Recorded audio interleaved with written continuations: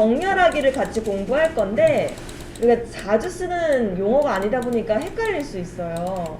내림차순이니 오름차순이니 라는 요 단어를 알아야 되는데, 내림차순은 큰 수에서부터 내려가는 거예요, 말 그대로.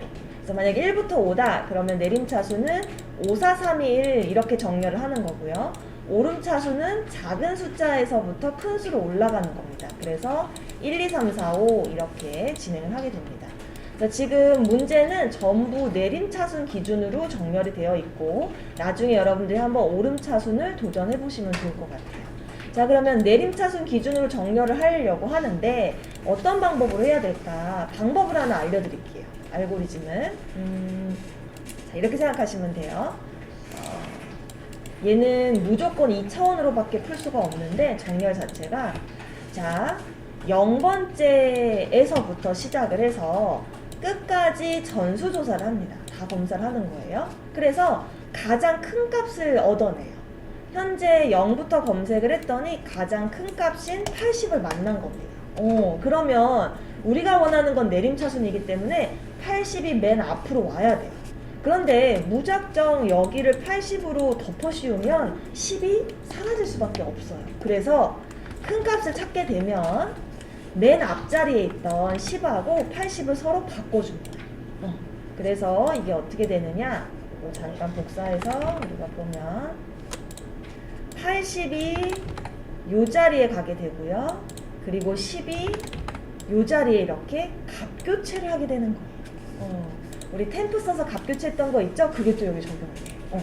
자, 그러면 여기서 또 하나의 주안점이 있는데 뭐가 있냐면, 이미 첫 번째 방은 최대값으로 교체가 된 상황이에요. 그럼 우리가 아까처럼 전수조사를 할 때 이젠 더 이상 0부터가 아닌 1부터 전수조사를 해야 되는 거예요. 왜냐면 여기서부터 검색을 하면 항상 몇 번을 돌아도 80이 가장 큰 수거든요.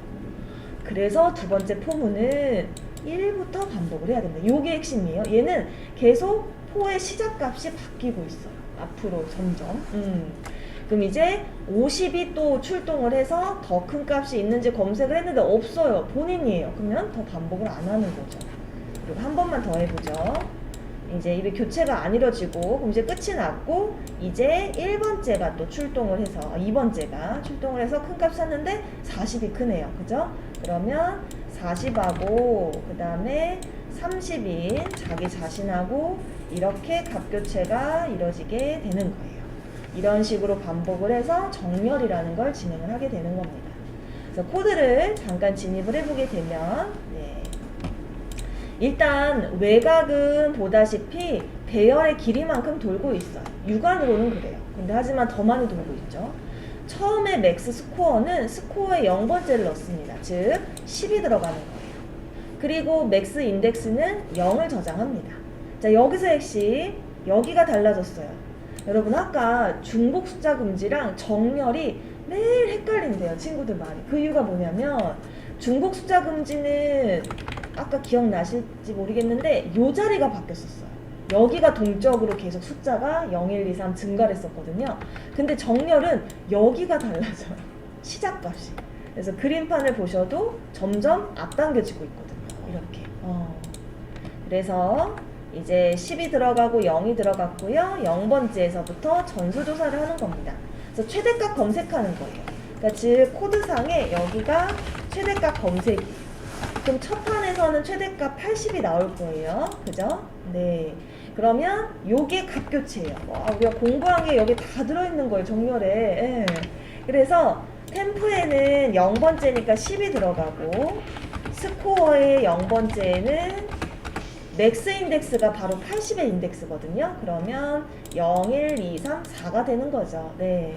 그래서 여기가 이제 스코어의 4가 되는 건데, 사실상 스코어의 4는 80인 거죠.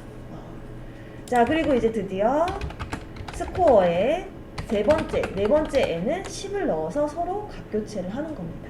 그래서 여러분들이 요거를 육안으로 보시려면은 요 도큐먼트 라이트를 이렇게 반복문 안에 넣으시면 교체되는 과정을 다 눈으로 볼 수가 있어요. 그래서 잠깐 실행을 해서 보면, 줄바꿈을 할게요. 네, 이런 식으로. 그래서 지금 보시면은 원래는 이게 원본값이 아니었겠죠? 네, 요렇게. 원래 이런 상황이었는데 10하고 80이 교체가 돼서 이렇게 정렬이 된 상황. 50의 경우는 사실상 본인이 큰 값이니까 교체가 안 이루어진 상황. 네. 그 다음 30이 출동을 했는데 40이 크니까 30과 40이 값교체가 된 상황. 이렇게 과정을 다 볼 수가 있는 거예요. 네. 그래서 더 효율적인 정렬은 또 나중에 나옵니다. 심화로. 근데 현재는 이 방식으로 일단 암기를 해두시면 좋을 것 같아요.